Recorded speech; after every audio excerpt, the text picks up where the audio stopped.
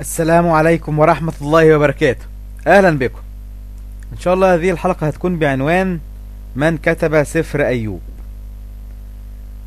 في المدخل لسفر أيوب للآباء اليسوعيين صفحة 1046 يقول النص: لا أحد يعرف فهو مجهول، المقصد على كاتب السفر، وهناك تكهنات أنه كان حكيما شرقيا غير إسرائيلي.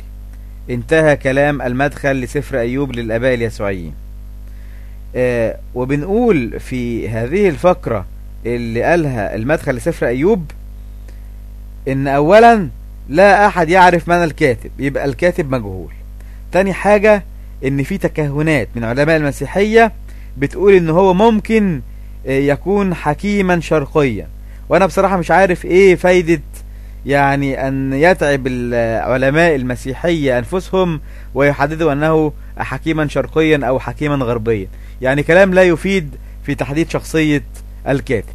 طيب نشوف أيضا المدخل لسفر أيوب للآباء اليسوعيين صفحة 1052. يقول النص: في نص سفر أيوب مشاكل عويصة، ويبدو أن المترجم إلى اليونانية القديمة قد اصطدم بها، فهو طار تملص منها باللجوء إلى الترجمة التفسيرية التقريبية، وطار أغفل ترجمة عدد من الآيات، وكان لابد من الاعتماد على عمل أورجانوس النقضي وعلى براعة هيرونيموس في الترجمة لكي تصبح لغة سفر أيوب الصعبة في متناول المسيحيين. انتهى كلام مدخل لسفر أيوب للآباء اليسوعيين. طيب الكلام دوت معناه ايه؟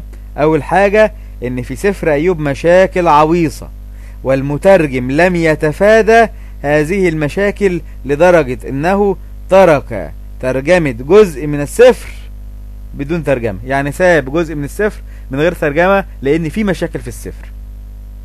تاني حاجة ان الترجمة الصعبة جعلت سفر أيوب بعيد عن متناول المسيحيين. السفر نفسه في مشاكل عويصة، والمترجم لخبط الدنيا هو كمان، فأصبح السفر معقد جدا. أصبح السفر معقد، فالناس يعني عكفت عنه، مش عارفة تقراه، واللي قراه مش فاهم منه حاجة. فطبعا مش ممكن يعني يكون هذا الكلام كلام الله. وشيء تاني بيؤكد ان كاتب السفر ده مش أيوب، ما جاء فيه قصصا عن أيوب بصيغة الغائب. يعني جه في الإصحاح 31 والعدد 40 جملة وتمت أقوال أيوب، الكلام عن أيوب بصيغة الغائب. طب هل في واحد هيتكلم عن نفسه بصيغة الغائب وهو بيكتب؟ مش ممكن. حتى ان الترجمة اليسوعية علقت على هذا الكلام وقالت بأنها تعليق المحرر.